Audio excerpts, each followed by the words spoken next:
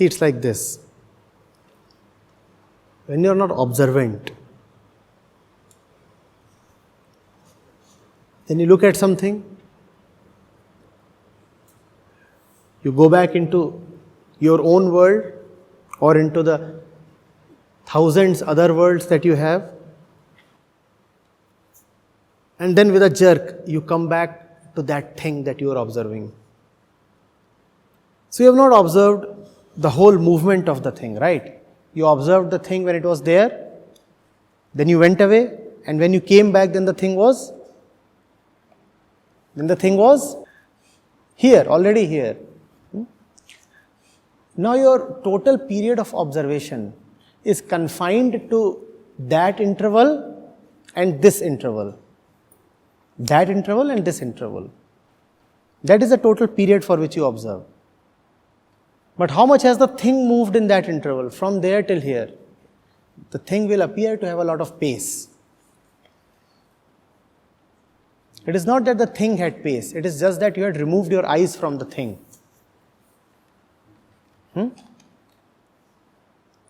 If you are driving and you are not observant, you are not looking at the truck coming at you, and you suddenly wake up and the truck is about to hit you, how do you feel? Is the truck moving fast or slow? The truck is moving so fast for you that you now can't even swerve and save yourself. Why do accidents happen? Accidents happen because the thing is now moving so fast for you that you cannot avoid the collision. Had the thing been slow, you would have avoided the collision, obviously. Now, is the thing really moving too fast? No, the thing is not really moving that fast. It is just that you were not observant enough. Now, in spite of the thing not moving so fast, there is a collision. And when there is a collision, you say that the thing was moving too fast for me. It wasn't moving too fast. Your eyes were not on that thing. You noticed it after it was too late. So it appears to be moving too fast.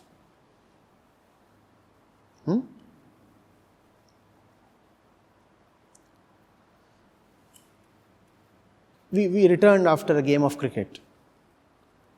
All coaches tell the batsman to keep his eyes firmly on the ball, even if you don't intend to play the ball, even if you intend to leave it, yet keep your eyes on the ball. You must watch the ball cross you. In fact, if you look at good batsmen, they watch the ball even till the moment it goes to the keeper. They would leave the ball and then turn a little back and look at the ball hitting the wicket-keeper's gloves. When you are watching the ball, then you get enough time to play the ball. The ball slows down for you. If you are watching the ball continuously, the ball slows down.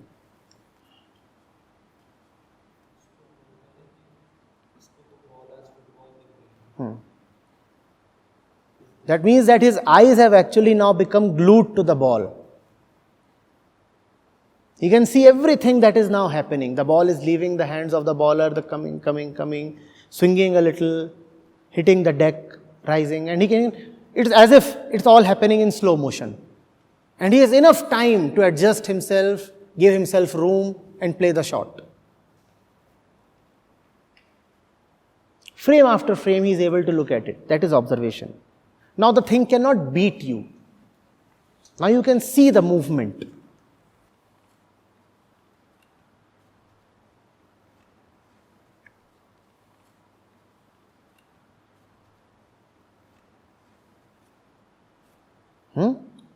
But even to watch the ball and be a master player, you need stillness of the mind. If your mind is hurried, or if you have told yourself that you need to whack the ball over the bowler's head, or if you are under pressure to somehow save the match, then you can't watch the ball. You are occupied with yourself. To watch, you must be still within. To be still within, you need to have reasonless faith.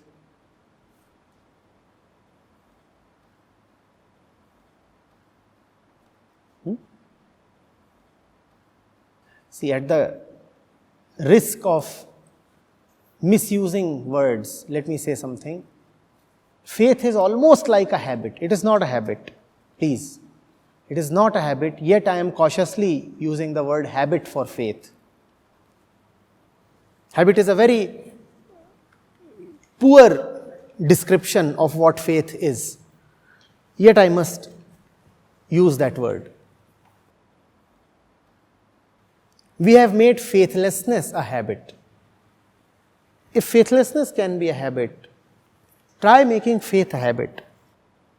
I repeat, it is not really a habit, but still, if you live in habits, then why not? We anyway live in attitudes. Try to have a carefree attitude. Try to have an attitude of reasonless security. Try to have an attitude in which you don't get daunted easily. You don't start shivering easily.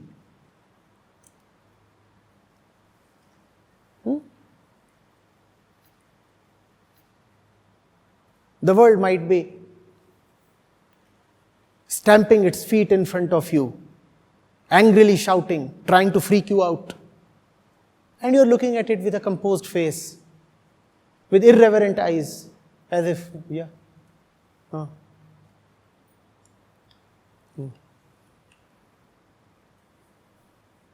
It feels bad.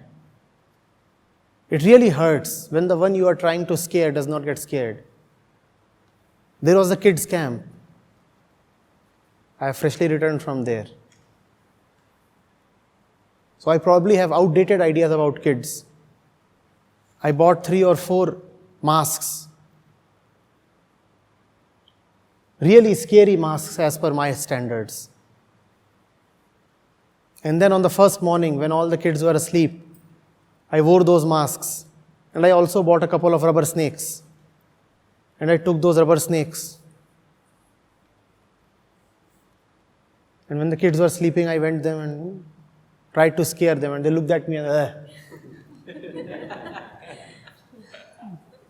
That should be your attitude. When the world comes to you with all its terrible faces, you should say, and go off back to sleep. It's okay, fine. I felt hurt. There is really no pleasure deeper than not getting disturbed when the entire world is conspiring to disturb you. Take it from me. This deepest pleasure is called joy. Everybody, the entire game of situations seems hell-bent on freaking you out, on just destroying your peace. And you're looking at it with indifference. You're looking at it as if you do not know who you are talking to. Yes? Do I know you?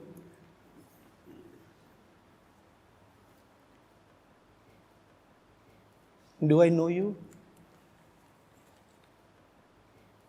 And even as you are looking at it and uttering these words, you start feeling drowsy and you go off to sleep. And the fellow is dancing a terrible dance, hoping to extract some reaction from you. And the greatest reaction that you can give is that you start snoring. That is your reaction. He is shouting at you and you are snoring. You are home. Spirituality gives you the incapacity to be disturbed. You don't have it in your capacity anymore to feel disturbed.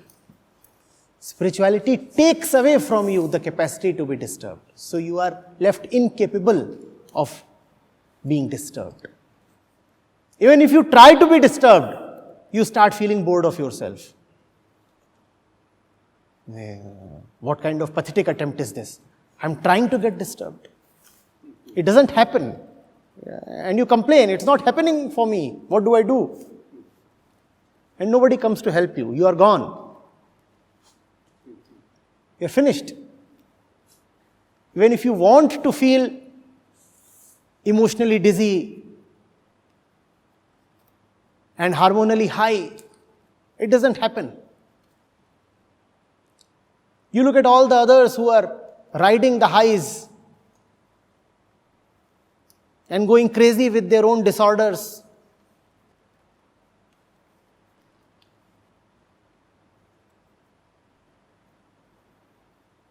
Shouting madly as they ride the roller coaster of life. And you wonder, why is that not happening with me? It won't happen anymore. You have lost it. That's spirituality.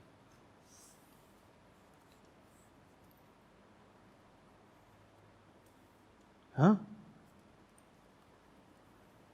Ever heard the shrieks on that roller coaster? It's not happening with you anymore.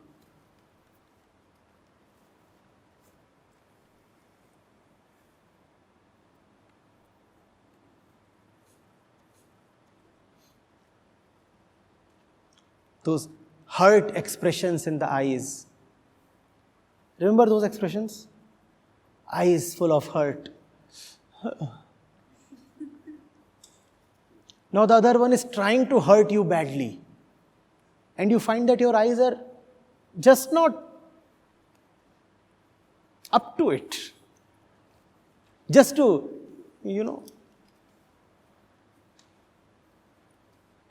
just to help the other not feel bad, you try to concoct some kind of reaction. And you fall terribly. You try to demonstrate that you are indeed hurt. You try to bring that look to your eyes, but it doesn't come. You know that look, right? Now has it come to this? Now will you do this to me? You try that. And you fail miserably.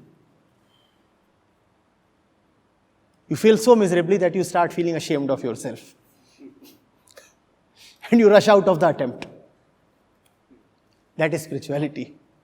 You can't do it anymore. Just as a man can't bark. You can't do it anymore. It's not in your hands to bark anymore. You are up and above that now. Yes, you can pretend to bark. You can pretend to swim in the gutter like pigs. Once in a while. But it falls flat, the whole attempt.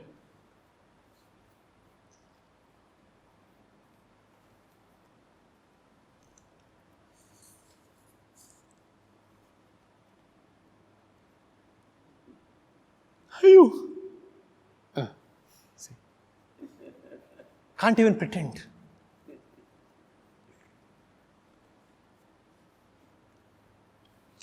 The danger with this is that it's such a naked thing that everybody comes to see. You are no more the same. You know what? When you stop getting hurt, most of your relationships collapse. Most of those who are related to you remain related to you only as long as they have the ability to hurt you. The day they realize they can hurt you no more, they know that they have power over you no more, the relationship collapses. It's a dangerous thing to not to get hurt. So keep pretending as long as you can. You won't succeed, however. A man can't bark for too long.